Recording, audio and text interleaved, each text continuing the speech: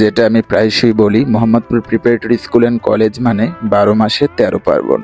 শিক্ষার্থীদের জন্য যেমন বহুমুখী অনুষ্ঠানের ব্যবস্থা থাকে, তেমন আমরা শিক্ষকরাও বিভিন্ন আয়োজন করে থাকি। তারই ধারাবাহিকতায় আজ আমাদের প্রীতি মধ্যাহ্নভোজ। এই আয়োজনগুলো আমরা বিভিন্ন বুফে রেস্টুরেন্টে করে থাকি। আমরা এসেছি ধানমন্ডির দি প্যান প্যাসিফিক লাউঞ্জ। বড় পরিসরে এই রেস্টুরেন্টের ডেকোরেশন ছিল চমৎকার।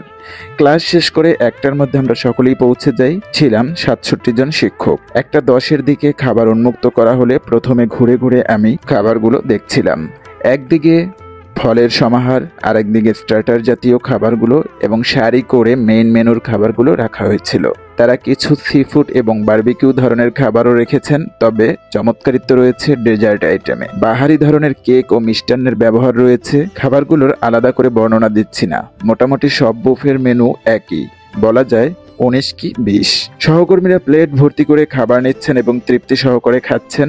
যে যার সুবিধা মতো বসে খাবারের স্বাদ গ্রহণ করছেন। লাউঞ্জ বড় হওয়ায় ছড়িয়ে ছিটিয়ে বসার সুযোগ ছিল। এখন আপনারা দেখছেন রকমারি সব কেকের আয়োজন। মিনিমাম 20 ধরনের কেকের আয়োজন রয়েছে। যারা কেক বা পুডিং জাতীয় খাবার পছন্দ করেন, এই কর্নারটি তাদের জন্য। দেখে এবং খেয়ে আশা করি মন ভরে যাবে। আমি শুরুতেই নিয়েছি Thai soup, spring roll, chowmein, vegetable, chicken fry এবং চিলি চিকেন। বসে বসে খাচ্ছিলাম, এমন সময় এলেন মাহমুদা আপা। হাসি আনন্দের মধ্যে দিয়ে খাওয়া চলতে থাকলো আমাদের। খাবারের স্বাদ নিয়ে আমি তেমন কোনো মন্তব্য করব না, কারণ এটা একটা আপেক্ষিক ব্যাপার। ব্যক্তি ভেদে চাওয়া পাওয়া আলাদা। তবে ভালো একটি সময় কেটেছে, এটা এক পরম পাওয়া।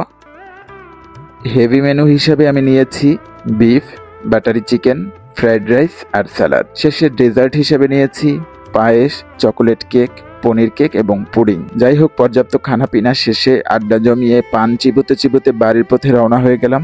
আশা করি ভালো লেগেছে সবার। ধন্যবাদ।